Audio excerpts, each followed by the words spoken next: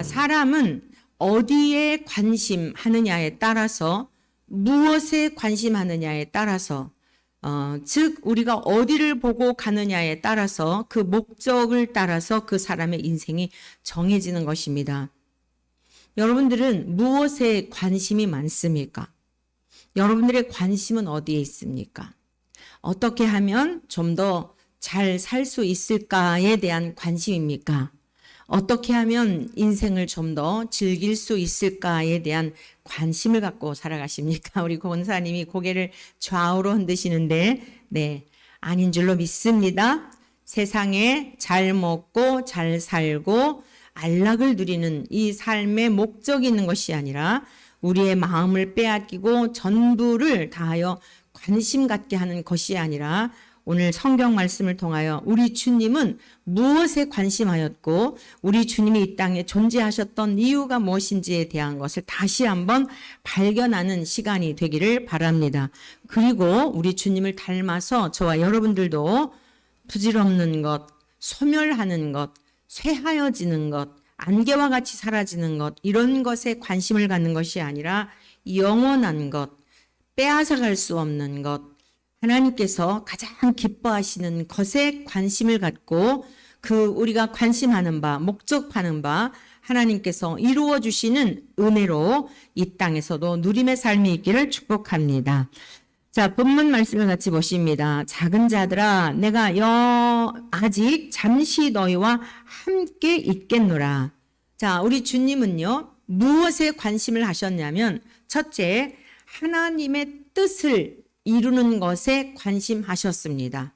하나님의 뜻을 이루는 것에 관심하셨어요. 이것을 다른 말로 말씀드린다면 하나님을 사랑하는 것, 성경 전체의 주제인, 성경 전체의 가르침인 하나님 사랑하는 것. 그 하나님을 사랑하는 것은 뭐예요? 하나님의 뜻을 이루어드리는 거죠. 그것에 관심하였던 것입니다. 그리고 이 세상에 오셔서 하나님의 뜻을 이루기 위하여 오셨는데, 우리 주님의 두 번째 관심은 무엇이었냐면, 하나님의 형상을 따라 지음받은 인생들이 아담의 범죄로 인하여 우리 모두가 그 형상을 잃어버렸지만 여전히 하나님의 사랑은 계속되고 있는 그 사랑에 관심하며 하나님이 택하신 자녀들을 향한 사랑에 있었던 것입니다. 하나님을 향한 사랑, 하나님을 향한 그 뜻을, 하나님께서 명하신 뜻을 이루어드리는 것, 그리고 하나님이 독자까지 아끼지 아니하시고 보내시면서 사랑하신, 우리들을 사랑하신 그 사랑에 관심하였던 것입니다.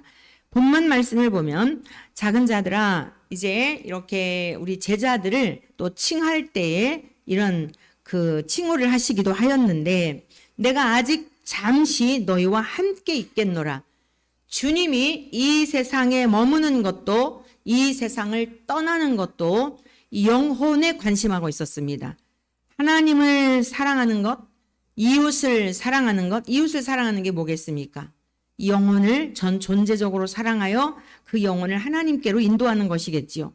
제자들을 향하여 말씀하시기를, 내가 아직 잠시 너희와 함께 있겠노라.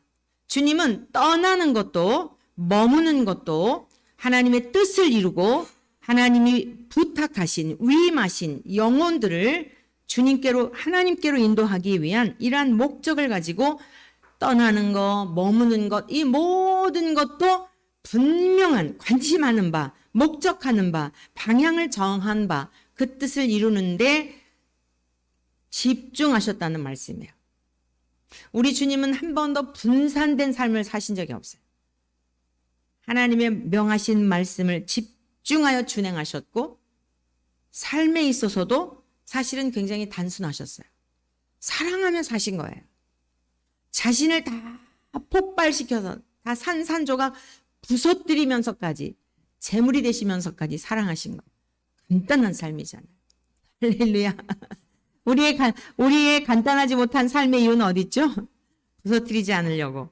내 자아 죽을 수 없어. 내 자존심 깨뜨릴 수 없어. 내 자존심을 건드려? 네가 나를 5개 건드렸으면 내가 10배로 갚아주지. 이래서 가정에서도 사회에서도 민족 간에, 국가 간에 그러고 지금 살아가는 거예요. 우리 예수님의 삶은 굉장히 단순하셨어요. 그냥 사랑해 주신 거예요. 용납해 주신 거예요. 그런데 분명하게 죄에 대한 것은 말씀해 주셨어요. 네가 해결해야 할 것은 미리 예고해 주셨어요. 자, 본문 말씀 뒷부분에 있는 말씀을 좀 먼저 보시겠습니다. 우리 주님께서 시몬 베드로가 부인할 것에 대한 것. 베드로가 호언장담을 하죠. 절대로 저는 주님을 떠나지 않습니다. 죽을지라도 내 목숨을 주님을 위해서 버리겠습니다. 내가 죽을지라도 어찌 주님을 부인할 수 있겠습니까? 막 호언장담한 거예요. 38절. 예수께서 대답하시되 내가 나를 위하여 내 목숨을 버리겠느냐? 내가 진실로 진실로 내게 이르노니 닭 울기 전에 내가 3번 나를 부인하리라. 자, 우리는 어떻죠? 우리는 37절의 말씀, 우리의 자식이요, 우리를 향해서 나는 정말 엄마와 함께 시집도 안 가, 장가도 안 가, 나는 엄마하고 함께 살 거야. 그런 자식들이 있잖아요. 혈성스러운 자식들이. 그러면은 대부분 뭐라 그러죠? 너 나중에 나보다도 네 마누라를 더 사랑하게 될 거야. 이런 얘기 하는 것보다 너무 고마워. 우리가 이제 이러고 넘어가잖아요. 뭐 그거에 지금 비할 수는 없지만 예수님께 베드로가 주님이 죽는 데까지 내 목숨을 버리면서 주님을 위해서 난 아껴올 게 없다 이렇게 말씀하시는데 뭐라고 말씀하시는 거예요? 소위 말하는 우리가 말하는 아주 기분 나쁘게 너무 뜻밖의 생각지도 않은 이런 말씀을 하시는 거예요. 진짜 네가 나를 위해서 목숨을 버리겠느냐? 그런데 내가 너에게 참말을 하는데 이건 사실적인 상황이 될 건데 닭 울기 전에 내가 3번 나를 부인하리라. 그냥 세상의 스승들 같으면 베드로의 그 고백 속에 감격해가지고 넘어갈 거예요. 근데 주님은 직면하게 하셨어요. 네가 나를 그렇게 사랑하는 것 같고 네가 나를 위해서 목숨을 바칠 것 같지만 너의 힘으로 되는 게 아니야. 너의 지금 그 마음은 사실이겠지. 그러나 네가 나를 부인하는 일이 있을 거야. 여러분, 이것이 세상의 스승들과 구원자가 되시는 예수님과 다른 거예요. 이 세상에서는 참된 스승이 없어요. 너희는 지도자라 칭함을 받지 말라고 주님 말씀하신 거예요. 참된 지도자가 없어요. 세상에는. 주님밖에는. 주님은 어때요? 사실적인 어떤 상황이 되었을 때 참 스승이었던 주님의 말씀이 딱 생각나서 이거 내가 주님이 하셨던 말씀이 불쾌하게 들렸는데 사실이네. 이게 진리예요. 와, 거부할 수 없는 이 지경에 이른 거 이거 어떻게 하면 좋지? 하나님 앞에 두 손 들 수밖에 없는 겁니다. 하나님 앞에 회개할 수밖에 없는 거예요. 연약함을. 여러분, 이게 참된 스승이고 참 스승의 모범을 보여주신 우리 주님, 그리고 주님이 가신 그 길을 따른 제자의 모습을 통하여 우리는 아첨하고 듣기에 좋은 말을 하고 죄에 대해서는 전혀 바라보지 못하도록 가려버리는 이 거짓된 가르침을 가르치는 이 시대에 오늘 우리 주님과 제자와의 이런 대화 속에서도 참 스승이시며 참 구원자이시며 하나님과 동일한 거짓이 전혀 없으신 우리 주님의 모습이 이 세상에 오셨을 때 인간들과의 관계성 속에서도 어떻게 드러내셨는지 오늘 우리가 잘 볼 수 있는 그러한 대목들입니다. 우리 주님의 관심은 오직 하나님의 뜻을 이루는 것에 있었으며 또 제자들을 즉 영혼을 구원하여 하나님께로 인도하는 데 있었음을 볼 수 있습니다. 떠나는 것, 머무는 것, 모든 것도 내 관점, 내 시간표가 아니라 하나님의 시간표에 의해서 하나님이 떠나라 하시면 떠나고 하나님이 더 머물라 하시면 머물고 철저하게 주님의 삶은 그러한 삶이었습니다. 왜 주님께서 낮에는 사역을 하시고 밤에는 홀로 산에 가 기도하셨을까요? 주님은 기도할 필요가 없는 분이세요. 기도는 연약한 인간들이나 하는 거예요. 그런데 우리 주님은 하나님과 동일한 본질이시고 하나님은 하나님과 동일한 본체이신 까닭에 죄도 없으세요. 얼마든지 죄도 이길 수 있는 힘도 있으시고 그러하세요. 그럼에도 불구하고 우리와 같은 인간의 모습으로 오신 예수님은 항상 하나님 앞에 가셔서 기도하시고 겸손한 마음으로 하나님께 여쭙고 연약함을 위해서 기도하고 할 수만 있으면 이 잔이 내게서 옮겨지기를 바라는 그러한 기도를 드리셨지만 궁극적으로 결론적으로는 내 뜻대로 마시고 아버지의 뜻대로 되기를 원합니다 라고 하는 고백을 드렸음을 보게 됩니다. 자, 그래서 오늘 우리 주님의 모든 앉고 일어서는 것, 먹고 마시는 것, 머무는 것, 떠나는 것, 모든 것이 하나님의 뜻에 초점을 맞추고 있었다. 그리고 하나님의 그 뜻에 순복하며 사셨다. 저와 여러분들에게도 이러한 은혜가 있기를 축복합니다. 자, 그러면서 너희가 나를 찾을 것이나 일찍이 내가 유대인들에게 너희는 내가 가는 곳에 올 수 없다고 말한 것과 같이 지금 너희에게도 이르노라. 지금은 너희들과 함께 하겠지만 언젠가는 너희들을 떠날 때가 온다는 것을 말씀하신 거예요. 계속 너희들과 함께 머물 수가 없어. 여러분, 이별이라고 하는 것은 참으로 슬픈 일입니다. 너무 슬픈 일이에요. 어제 제가 본부에 다녀왔죠. 운전을 하고 가다가 보니까 아침 방송도 깜빡했어요. 차 시간이 딱 그래서 12시가 됐는데 아침 방송이 딱 생각났어요. 목사님한테 토스하고 갔으면 될 텐데. 아유, 그래가지고 어제 아침 방송도 못 올렸는데 감독 회장님을 이제 면담 약속이 있어가지고 이 지금 퀴어 축제에 가서 집회한 이 사람들에 대한 것, 그리고 우리 지금 감리교회가 이 NCCK나 WCC 이런 데 지금 속해 있어서 너무너무도 심각한 우리가 이단시 여김을 받고 그러는데 올해 임기가 끝나기 전에 반드시 이거 결의하셔야 합니다. 그랬는데 역시나 하여간 마음이 많이 어려웠어요. 또 약속 시간을 뭐 1시간 정도 오전에 10시부터 11시까지 시간이 있으시다 그랬더니 비서실을 통해서 약속한 게 아니고 다이렉트를 했더니만 중복 약속이 되어서 가지고 그냥 한 15분에서 20분 정도 얘기하고 마음이 많이 참담한 생각으로 이렇게 나왔어요. 아유, 지금 이러고 다니는 게, 지금 이런 일을 하는 게 광장에 가서 하나님 앞에 기도를 드리며 이 폭염 속에서도 이런 일, 여러 가지 일들이 막 이렇게 스쳐 지나가면서 무슨 의미가 있는 것일까? 마음이 참으로 좀 그렇더라고요. 그런데 이제 감독회장님 실에서 딱 나와가지고 엘리베이터를 타고 내려가려고 하는데 막 사람들이 막 웅성웅성하고 기자들도 와 있고 뭐 카메라들도 여러 개가 그러고 뭐 이렇게 딱 보니까 이제 선교국 총무님께서 저를 알아보시고 박 목사님 어떻게 오셨냐고. 그러면서 오늘 여기 지금 예자회 그 목회자 자녀들, 목사님 먼저 돌아가시고 나는 이제 자녀들, 그 홀사모님 자녀들 오늘 장학금 전달식이 있다고 그러면서 박 목사님도 가셔야죠 그러는 거예요. 그래서 이제 얼떨결에 그리고 또 낯이 익은 또 그 얼굴들도 뵐 수 있을 것 같고 그래서 이제 예배실로 갔어요. 예배실로 가서 거기 지금 가게 된 건 마음이 어땠어요?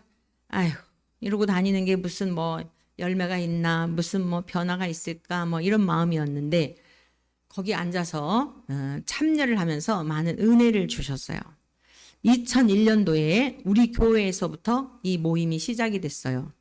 어느 사모님이 저에게 그 성탄 카드를 보냈더라고요. 그래서 전화를 드려봤더니 홀로 되신 사모님이신데 모이고 싶어, 만나고 싶어 하시는 마음을 알게 됐어요. 몇 분이라도 만나서 우리가 같이 서로 위로하면 좋겠다. 그래서 그럼 어디 모일 장소가 있나요? 그랬더니 마땅한 곳은 없다 그러시더라고요. 그러면 제가 현직에 있으니 저희 교회에 오십시오. 그래가지고 우리 교회에서부터 이제 모임이 시작됐어요. 한 30여 분 가까이 모이셨는데 하루 종일 속에 쌓였던 슬픔들을 토로하면서 완전히 하루 종일 울었어요. 이 사모님이 얘기하시면 다 동병상련이라 그러죠. 다른 사모님이 다 나만 이렇게 힘든 게 아니었구나. 목사님들이 돌아가시고 나면 제일 어려운 게 뭐냐면 섬길 교회가 없대요. 그 교회에서부터 그 주에서부터 눈치가 보인다는 거예요. 사택 비워줘야 되죠. 예배 드릴 곳이 없는 거예요. 갑작스럽게. 그래서 이제 막 우울증이 오신 사모님, 막 하나님을 향해서 원망하시는 사모님, 어떻게 하나님이 나한테 이럴 수가 있냐고 막 그런 분도 계셨고, 하여간 하루 종일 아침서부터 그런 시간들을 보냈어요. 이제 막 이게 다 이 속에 있는 것들, 누구에게도 말하지 못했던 것들을 동료들을 향해서 고백하고 나누고 또 함께 기도하고 하니까 막 속이 너무 시원하다 그러시면서 그것이 계기가 되어서 매달 한 번씩 저희 교회에서 1년 동안 모였죠. 그래서 한 30여 분 이제 예배드리고 또 합심해서 기도를 하고 나라와 민족을 위해서 교단을 위해서 목회자들을 위해서 기도회하고 또 이제 맛있는 식사도 대접해드리고 1년 동안 그러는 이제 처음에 그 시초가 되었는데 한 1년 동안 딱 이렇게 기초석만 놓은 거예요. 근데 주님께서 마음에 더 계속 여기에 이렇게 깊게 관여하는 것은 별로 이렇게 그 기뻐하시는 것 같지는 않더라고요. 이분들이 자체적으로 이제 스스로 좀 하면 좋겠다 싶어서 이제 본부에도 말씀을 드리고 본부에서 또 관심을 갖게 되고 놀라운 발전을 해왔는데 첫째 천안에 홀사모님들을 위한 교회가 개척이 됐어요. 몇 해 전에 개척이 됐고 그 다음에 어제도 42명 대학생들하고 거의 20명 가까이 대학생들은 1인당 200만 원씩 상반기 하반기 학교 졸업할 때까지 한 번 주고 마는 게 아니라 계속 학교 졸업할 때까지 그렇게 이제 주는데 1년에 상반기 하반기 해가지고 거의 1억 2천만 원이 장학금이 지급이 되고 있더라고요. 이제 본부에서 교단에서 기관으로 인준까지 받게 되고 교단 인준을 받게 되고 그다음에 장학금을 이렇게 지급하게 되고 또 1년에 한 두 차례씩 사모님들을 또 본부에서 이렇게 여행도 보내주시고 그래서 어제 제가 굉장히 많이 위로가 되더라고요.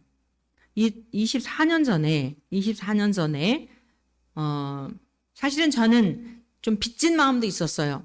그런 마음 안 가져도 되지만 저분들은 섬길 교회도 없어서 저렇게 기가 죽으셔가지고 저러고 다니시는데 그냥 얼굴들도 보면은 너무 막 그냥 울음이 가득 차 있는 듯한 모습이고 그런데 저는 그래도 이렇게 이제 섬길 수 있는 교회 또 담임으로 섬길 수 있는 이런 은혜를 주셔서 빚진 마음으로 이제 그렇게 함께 나누었던 거죠.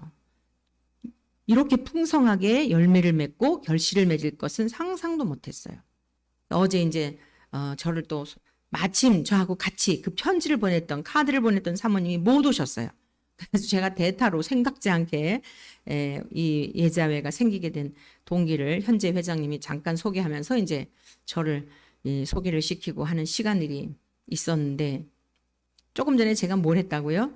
감독회장님 뵙고 마음이 많이 참담한 마음이었는데 그래서 어제 그 현 회장님이 그러시는 거예요. 너무 신기하다는 거예요.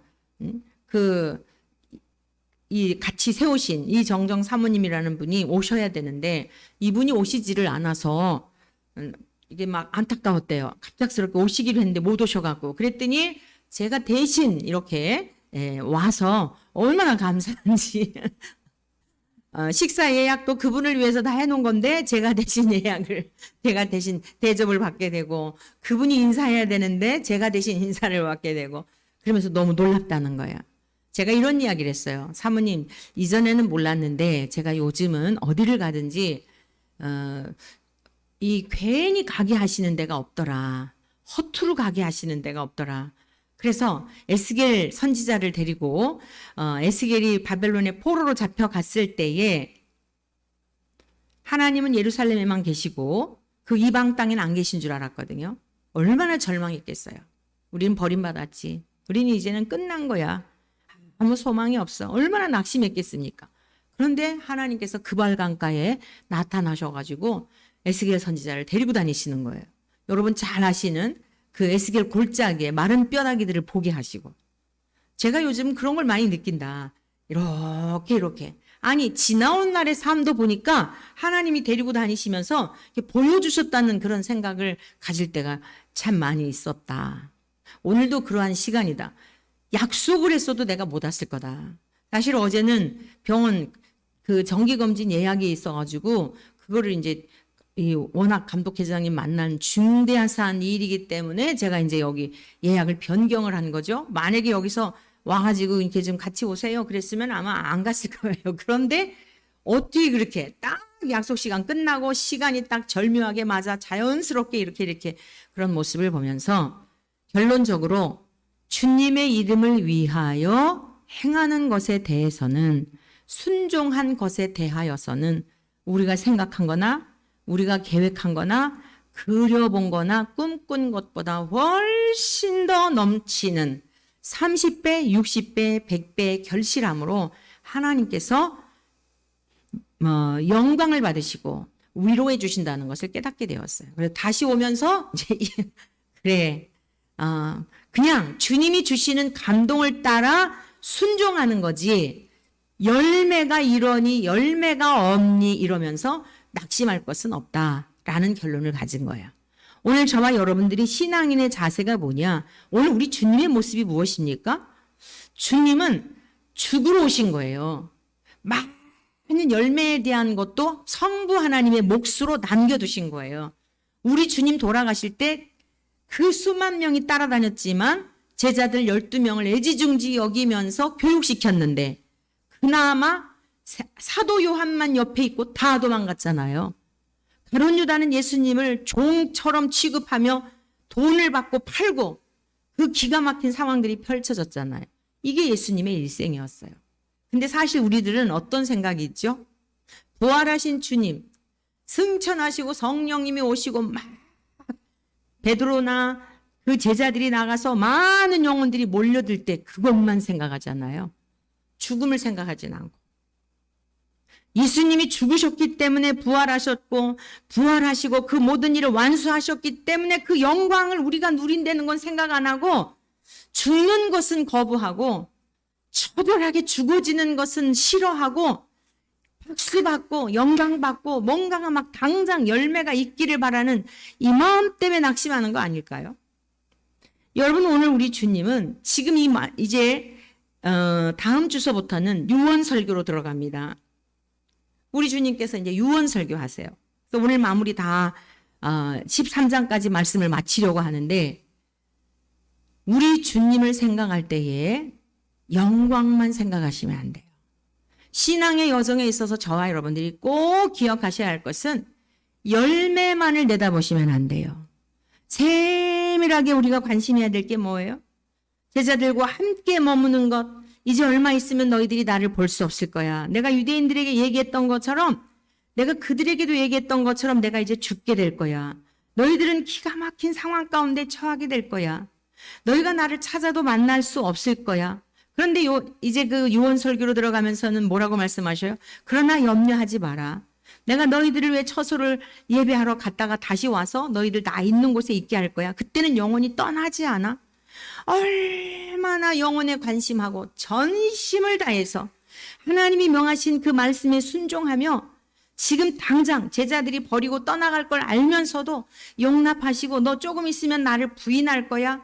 이런 말씀을 아시면서도, 그런 내용을 아시면서도 말씀을 하시는 이유가 뭐예요? 그가 회개하고 돌아오기를 바라는, 이후에 내 말이 생각나서라도 너희들이 나에게로 돌아오기를 바란다라고 하는 그 영혼 사랑에 관심하여 이 말씀하신 거예요. 정죄하려고 하신 게 아니라, 참소하려고 하신 게 아니라, 주님께서 이후에 내 말을 꼭 기억하고 낙심하지 말고, 내가 다 알고 부른 거야. 네가 나를 배신할 거 알면서도 내가 불렀거든. 떠나가면 안 돼. 마귀가 너를 유혹할 거야. 정죄하고 참소할 거야. 네까지 게 무슨 예수를 따른다고. 네까지 게 무슨 예수의 제자야. 너를 참소할 거야. 그러나 너는 마귀의 소리에 귀를 기울이지 말고 내가 너에게 들려줬던 그 말, 그걸 기억하고 내가 너를 알면서도 선택했다는 걸 명심해. 나는 여전히 너를 사랑해. 13장 앞부분에 그랬잖아요. 예수께서 자기 사람들을 사랑하시되 세상 끝까지 사랑하신다 그랬잖아요. 오늘 13장 마무리하면서 뭐예요? 사랑하신다고 말씀하셨는데, 주님은 사랑하시는데 제자는 부인한다는 거예요. 그 뜻이 뭐죠? 부인할지라도 끝까지 사랑한다는 거예요. 여러분, 이것이 우리 주님의 사랑, 저와 여러분을 향한 사랑인 줄로 믿습니다. 어제 제가 그 모임에서 보니까 정말 기가 막히더라고요. 유치원생, 2001년생, 2001년생이면은 2, 3, 4, 한국 나이로 4살, 4살짜리 아이, 7살인가. 갑자기 교통사고 나가지고. 그 유치원 아이들. 그냥 아주 그냥 초등학생 아이들. 제가 이제 어제 식사를 끝나고 그리고 또 찻집에 가서 이제 차를 또 이제 대접해 주셔갖고 옹기종기 모여갖고 얘기하다가 이제 저희가 밖으로 나오게 됐어요. 그랬더니 우리 대학생 아이들이 한 10여 명이 이렇게 바깥 그 테이블에 앉아 있다가 이제 우리가 나오니까 이제 일어나서 인사들을 하더라고요. 제가 그 학생들한테 그런 얘기를 했어요. 너무 사랑스럽고 너무들 이쁘다. 막 정말 이게 다시 이렇게 막 올라오더라고요. 옛날 우리 아이들 생각이 나가지고. 다른 아이들 보는 것 같지가 않고 이 목회자 자녀들, 아빠를 잃은 이 아이들의 모습을 보니까 막 이게 막 다시 울컥하면서 제가 지금과 똑같은 마음으로 그런 얘기를 했어요. 너무 사랑스럽고 이쁘다. 지금은 이해가 안 될 거야. 근데 내가 깨달은 게 있다. 고난 중에 깨달은 게 있는데 하나님이 왜 우리 가정에 이런 일을 허락하시지? 왜 젊은 날에 아빠를 데려가시지? 왜 남편을 데려가시지? 이해할 수가 없었다. 근데 어느 날 깨닫게 되었다. 하나님이 우리를 선택해 주신 거더라. 왜 선택해 주셨냐? 많은 사람들은 우리의 신앙생활을 할 때 뭐 좋은 일 있을 때 무엇인가 자랑할 만한 일이 있을 때 무엇인가 풍성할 때 하나님을 찬양하고 하나님을 믿는 것 같고 하나님을 기뻐하는 것 같지만 대부분 어려운 일이 있을 때 보면 하나님을 원망하고 낙심하고 불평하고 그러는데 얘야 너는 정말 힘든 중에도 진짜 낙심할 수밖에 없는 중에도 나를 믿어보지 않겠니? 주님께서 운동선수로 고난 중에도 하나님을 원망하지 말고 불평하지 말고 신뢰하고 나를 사랑하고 나를 공경할 수 있도록 그래 보지 않겠니? 뽑아주셨다는 것을 깨닫게 됐다. 우리 형제 자매들 지금은 이해가 안 되겠지만 뽑힌 거다. 선수로. 꼭 잊지 말아라. 나는 이걸 경험적으로 들려주는 얘기다. 그러고서는 이제 함께 인사하고 그리고 나왔는데요. 여러분 우리네 인생이 그래요. 그 이제 태어난 지 몇 개월 되지 않는 서너 살 되는 그런 아이도 아빠 잃고 철이 없어갖고 이제 장학금을 주니까 아이들까지 다 줬거든요. 그 앞에서 봉투에 돈이 얼마 들어있나 사진 찍으려고 이러는데 봉투 열어보고 이렇게 철없는 아이들인 것 같지만 하나님께서 그 아이들도 여전히 사랑하시고 친히 아버지가 되어 살피시고 보호하시는 줄로 믿습니다. 제자들을 향한 사랑만이 아니에요. 이건 제자들의 사랑으로 끝난 게 아니에요.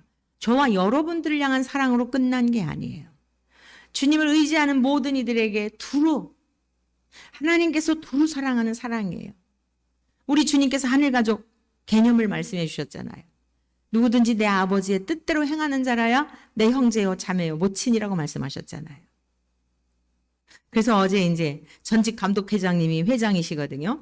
감독회장님이랑 또 여러 목사님들하고 같이 이제 우리가 찻집에서 얘기를 나누면서 이런 얘기 저런 얘기를 했는데 무슨 얘기를 하다가 우리는 다 하늘 가족이잖아요. 이리 오세요. 다들 오세요. 막 자리가 이제 옹기종기 막 여러 분산되지 말고 여기 다 같이 앉자고 이래가지고 이렇게 이러는데 무슨 얘기를 하다가 우리는 다 하늘나라 가족이잖아요. 그랬더니 옆에 계신 목사님이 그럼 우린 남매네요. 그러시더라고. 그래서 맞아요. 예수님이 규정해 주셨잖아요. 아버지의 뜻대로 행하는 자라 형제 자매라 그랬죠. 사실 우리 따지고 보면은 교회에서도요. 성도님들 일주일에 육신의 친족을 그렇게 자주 만나요. 육신의 친족 그렇게 못 만나요. 1년에 손꼽을 만큼 만나잖아요. 근데 우리 예수님 믿는 성도님들은 일주일에 몇 번씩 만나죠. 속에 있는 얘기 다 하죠. 우리가 형제들한테 시시콜콜 그렇게 매 얘기 다 하나요? 진짜 주님이 규정해 주신 하늘 가족이라는 게 너무너무 실감이 나요. 그랬더니 그 목사님도 맞다고 공감이 된다고. 자, 오늘 말씀 우리가 함께 더 보겠습니다. 자, 34절 말씀 보겠습니다. 새 계명을 너희에게 주오니 서로 사랑하라. 내가 너희를 사랑한 것 같이 너희도 서로 사랑하라. 너희가 서로 사랑하면 이로써 모든 사람이 너희가 내 제자인 줄 알리라. 여러분, 주님은 이렇게 말씀만 하시지 않았어요. 하나님의 뜻을 이루기 위해서 주님의 모든 관심이 거기에 있었고 하나님의 뜻은 아들을 보고 믿는 자에게 영생을 주는 거거든요. 이게 우리에게 영생을 주시러 오신 거예요. 이게 이웃사랑의 최고의 사랑이에요. 생명을 얻게 하는 거니까. 그러면서 오늘 또 계속해서 보십시오. 34절에 새 계명을 너희에게 주노니 서로 사랑하라. 여러분, 사랑하는 것이 완전을 이루는 거예요. 사랑이. 완전, 하늘 아버지께서 완전하신가 같이 너희도 완전해라. 아브라함을 향하여서 내가 완전하니 너희도 완전하라 이러셨잖아요. 근데 우리는 무슨 생각하냐면 에이, 인간이 어떻게 완전해 이러죠. 에이, 우리가 어떻게 완전해. 그 무슨 뜻이냐면 완수하다라는 뜻이에요. 완전이라는 거. 그 원어적 의미가. 아버지께서 내가 완전하니 아브라함 너도 완전하라 이렇게 말씀하셨을 때 하나님이 명하신 그 말씀을 준행하는 게 완전이에요. 아담과 하와가 선악과 열매를 먹지 말라 하였을 때 안 먹었으면 완전한 거였어요. 죄가 들어올 일이 없었어요. 그 명령을 저버림으로 말미암아 오늘 우리에겐 새로운 율법이 필요한 존재가 된 거예요. 죄가 뭔지도 몰랐던 우리들이 조목조목 보니까 맨 죄투성인 거예요. 율법을 주셔서 율법을 보니까 의로움이 하나도 없는 거예요. 근데 그 율법을 완성한 게 뭐냐면 바로 사랑이에요. 첫사람 아담이 하나님을 사랑하지 못하고 하나님의 말씀을 순종하지 못하고 하나님을 불신하고 한 결과 우리 모두 죄인이 됐잖아요. 근데 두 번째 아담으로 오신 예수님은 어땠어요?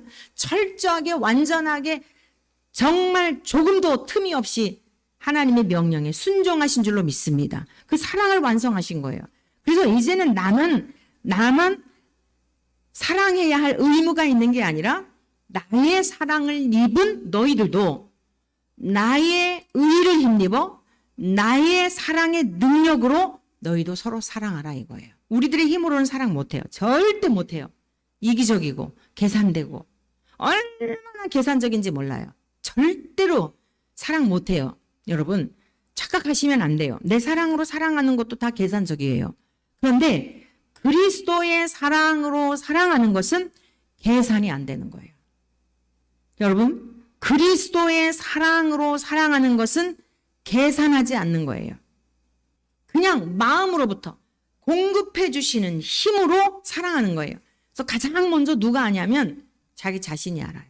내가 사랑하는 게 아니다. 우리 예자회 이야기하면 아주 1년 동안에 적극적으로 이제 막 같이 여행도 모시고 다니고 이랬었으니까 추억이 있죠. 하나님은 항상 중심만 보세요. 중심.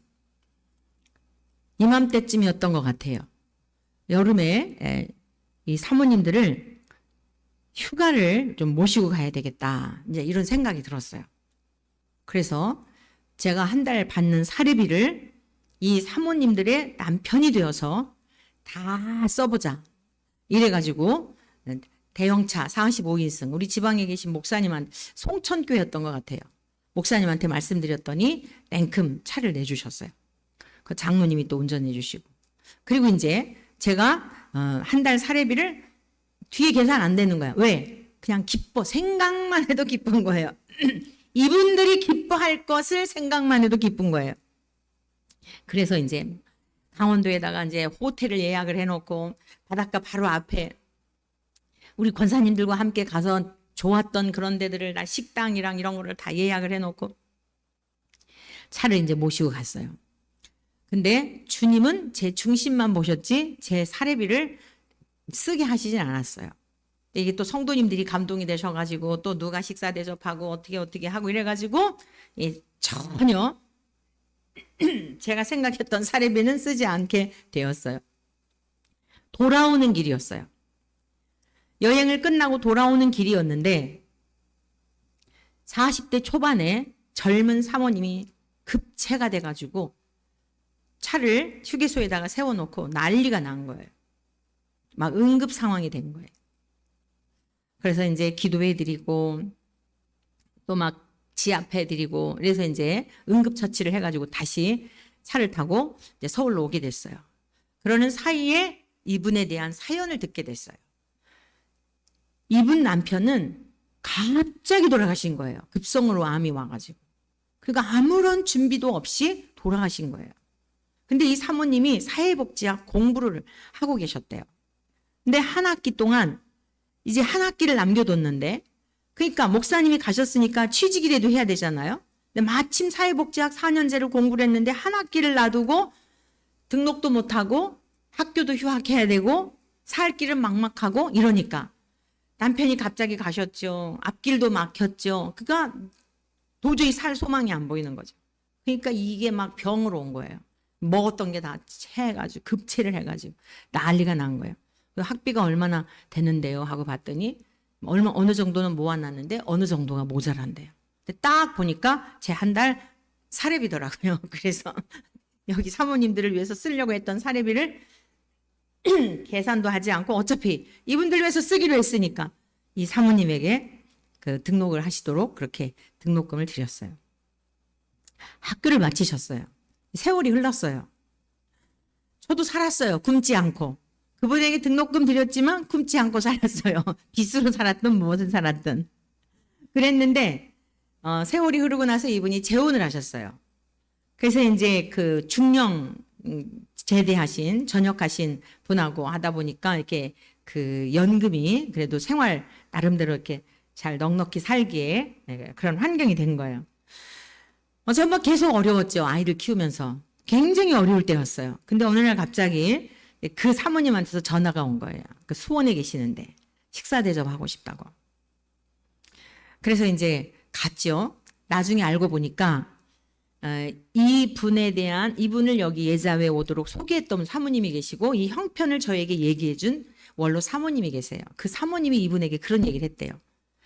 그 박 목사가 형편이 좋아서 너에게 등록금 대준 줄 아냐?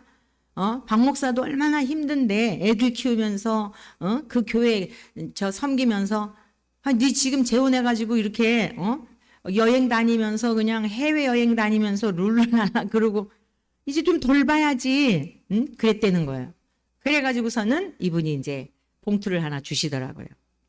제가 그때 정말 어려울 때였는데 생각지도 않게 또 그런 상황이 펼쳐진 거예요. 수원에서 그 수원갈비 아주 또 실컷 또 먹게 하시고 깨달은 게 있어요. 여러분 우리 주님이 지금 서로 사랑하라 그러잖아요. 계산된 사랑 말고 그냥 주님이 주시는 사랑은 그냥 주시는 사랑이에요. 마음이에요. 계산된 사랑은 먼저 이거는 이제 이게 티가 묻은 거예요. 이분이 제가 드렸던 거 아무 계산 없이 드린 거였잖아요. 이분을 통해서 제가 다시 받을 때 무슨 생각이 들었냐면 말씀이 떠오르는 거예요. 잠언에 보면 너의 식물을 물 위에 던지라. 여러분 이전의 성경에는 빵을이라고 나와요. 너의 빵을 물 위에 던지라. 여러분 빵을 물 위에 던지면 어떻게 되죠? 다 없어져요. 녹아져서 없어져요. 흔적도 없어요. 그런데 뒤에 뭐라 그러셨냐면 여러 날 후에 도로 찾으리라. 그 말씀이 딱 생각나는 거예요. 제가 드린 것 같았지만 정말 필요할 때 다시 찾게 하도록. 그러면서 여러분 그걸 찾는 데 목적이 있는 게 아니에요.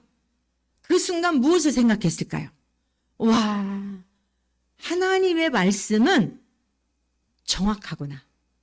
하나님의 말씀은 진짜 신실하구나. 어제나 오늘이나 그 말씀에 순종했을 때 하나님 정말 살아계시구나. 여러분 거기에 목적이 있는 거예요. 힘들 때 제가 뭘 했는데 그걸 다시 제가 받아서 이게 아니고 이 말씀을 그대로 이루시는구나. 오늘 주님께서 사랑하라는 말씀을 거듭 강조하고 계세요. 새 계명을 준다는 거예요. 새 계명. 옛 계명은 뭐죠? 율법이에요. 막 율법을 지키면서 하려고 하니까 너무 힘든 거예요. 막 사랑할 마음이 없는데 막 사랑하려고 하니까 막 너무 짐이 되는 거예요. 그런데 우리 주님과 함께 하나님에게만 관심하시고 모든 목적이 하나님의 뜻을 이루기 위하여 이 땅에 오신 우리 주님이 다 우리가 감당할 수 없는 걸 다 담당해 주셨어요. 우리가 할 일은 뭐예요? 사랑하라는 거예요. 내가 너희를 사랑한 것 같이 너희도 서로 사랑하면 너희가 내 제자인 줄을 알고 사랑할 때에 가장 먼저 경험되는 사람이 누구냐면 자기 자신이라니까요. 와, 나는 그냥 마음만 드린 건데 다 이분 저분들을 통해서 섬기게 하고 또 칭찬을 얼마나 받았겠어요. 얼마나 이분들이 또 막 기도를 그냥 아주 빡세게 해주셨겠어요. 세상에 태어나가지고 목회하면서 이런 강원도 와본 적이 없다. 이런 회를 먹어본 적이 없다. 이런 호텔에 살아본 적이 없다. 아유, 그 말씀만 들어도 너무 정말 죄스럽기도 하고 얼마나 열악하게 목회들 하셨는가 하는 것들을 깨달으면서 평생 그렇게 고생만 하시다가 남편 홀라당 가시고 혼자 남은 저분들이 그렇게 기뻐하는 걸 여러분, 돈 그거 가지고서 그 기쁨을 살 수 있을까요? 여러분 골프 쳐가지고 그 뭐 홀에 뭐 들어갔다 그래가지고 뭐 홀리론이라 그래 뭐라 그러나요? 그 기쁨이 그런 기쁨이 있을 수 있을까요? 비교가 안 되는 거예요. 주님이 사랑하라고 하시는 이유가 있어요. 너희들이 나를 경험할 수 있는 길은 사랑하는 길이라는 겁니다. 이 사실을 믿으시기를 축복합니다. 그래서 그리스도의 사람들은요, 사실은 계산하고는 못 살아요. 어제도 그런 얘기를 했어요. 우리 이제 같이 또 남편이 돌아가셔서 그 서울사무에 오신 목사님이 계셨어요. 얼마나 어렵게 막 몇 년 동안 아프고 막 이러다가 코로나 때 돌아가셨는데, 다른 사모님들도 그러는 거예요. 다 은혜로 살아갑니다. 이구동성으로 은혜로 살아갑니다. 여러분, 은혜로 살아가는 게 복인 것을 믿으시기를 축복합니다. 그런데 연말에 가보면 다 할 거 하게 하시고 넘치도록 인도해 주신 것을 우리는 고백하지 않을 수 없습니다. 라고 하는 것이 동일한 그런 사모님들의 고백이었어요. 오늘 주님의 이 귀한 말씀, 여러분의 관심을 어디에 두고 사십니까? 물질에 두고 여러분들이 스스로 인생을 해결하려고 하면 늘 목마릅니다. 늘 고달픕니다. 불평할 수밖에 없고 원망할 수밖에 없고 늘 갈증 납니다. 그러나 우리 주님이, 무슨 주님이 집 걱정하셨나요? 물질 걱정하셨나요? 어떻게 하면 하나님의 뜻을 이룰 수 있을까? 어떻게 하면 하나님이 맡기신 이 영혼들을 아버지께로 인도할 수 있을까? 베드로와 같이 이렇게 개념이 없고 변덕스럽고 이런 친구들조차도 어떻게 하면 다시 하나님 아버지께로 인도하여 나를 믿어 저가 생명을 얻게 할까?